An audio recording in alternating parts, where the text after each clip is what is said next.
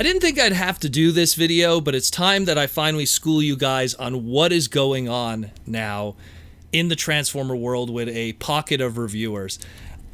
I do these videos that I don't credit certain individuals because I don't believe in what they do and the morality of it. And when I do that, I'm stealing their content and the delicious irony of it. And the beautiful thing is, it's me and other frickin' Hasbro people laughing about it.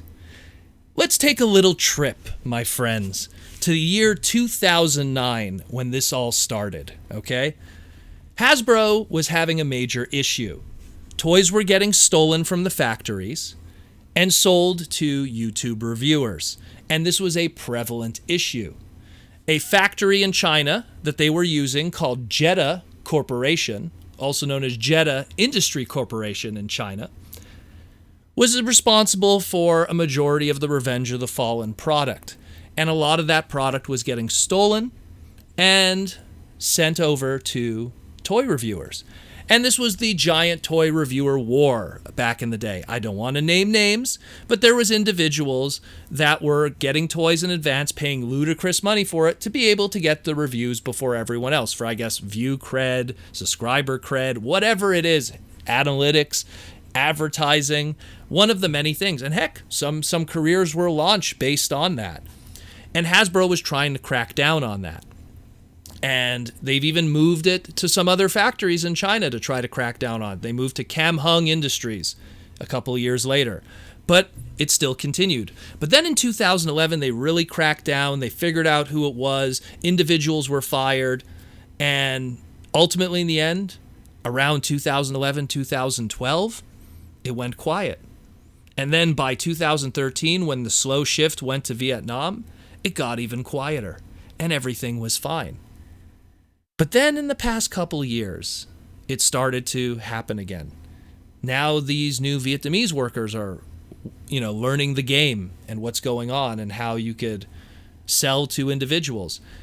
And the sad thing is that these individuals contact people that I know and try to sell them product.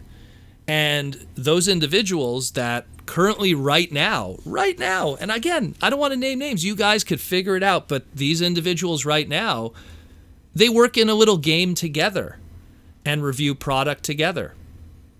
So some of those big stolen toy reviews that I'm talking about, they work in synergy with each other, stealing product. And I have tons of private messages from, we'll just say TT reviews and PvP reviews with these individuals making all kinds of different offers and stuff. Hey, we'll get you a leader class for $100, and how about a deluxe for $50? And I have all of these conversations, all of these. A lot of people in my Discord have already seen these conversations because they've been publicly posted in my Discord for everyone to see. But if you want to protect these guys and feel that they're doing something right just because you get to see toys in advance, then you clearly don't understand how the world works. These individuals are stealing product from Hasbro. And Hasbro has already had problems in the past where they've had to move factories and move entire divisions and fire people because of it. And this whole situation continues and continues and continues because of this. And the funny thing is they think that because I'm now reporting what they reviewed, that somehow I'm doing what they're doing. I'm doing something ironically. What I'm doing is I'm screen capping their content. I'm doing a review myself, and in my own humble opinion, a little better. And the funny thing is, ultimately in the end, they come crying to me that I'm stealing their content, when it's them who stole something on a larger level. It's all ironic ultimately in the end. But too bad, because I'm not going to have any patience for a thief, a crook, and more importantly, someone who's engaging in contraband, because that's what they're doing. Now, the argument could be, well, why isn't Hasbro engaging with these guys and trying to get rid of them? It's a lot more difficult than you think. It took many years for them to finally figure out who was the thief back in Jetta Industries and all the others, and let alone that when that one individual was caught, all the stolen product discontinued. It stopped happening. Those reviewers didn't have their source anymore. And I knew some of these guys personally. And things have changed now. And the world, I thought, when it came to toy leaks and stolen material, had gotten better. And you ask yourself, well, what do you care, Proto Man? Like, what's it? Because I work with Hasbro. I work with those guys. They're friends. They're people on the podcast. They're guests. They're individuals. They're stuff that I've worked with many times. And it bothers me that we work on product, we work on content, and it gets stolen. And it's sad. And the people who don't understand and don't care, and they just want to see the toys first, well, that's your call, man, but that's not how the world works, you know? I know that, like, I've had people literally tell me, it's not stolen goods if they pay for it. And it's like, it almost boggles the mind, you know? It's like, it's absolute madness.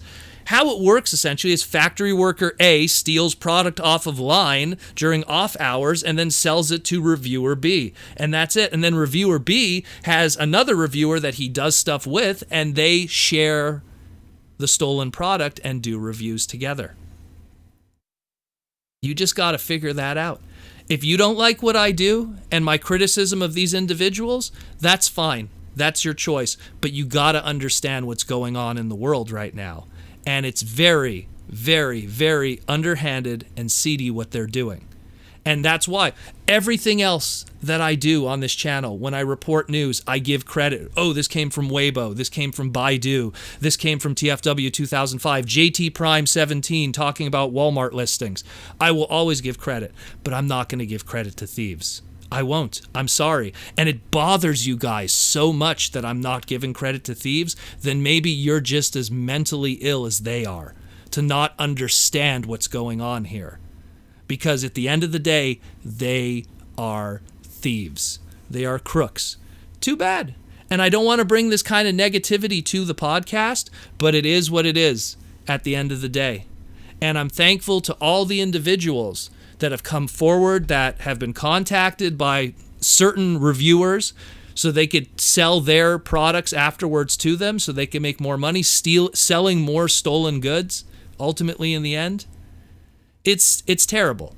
It's terrible. And it's sad how people don't understand what's going on. And when they are told, they don't see what's wrong with it.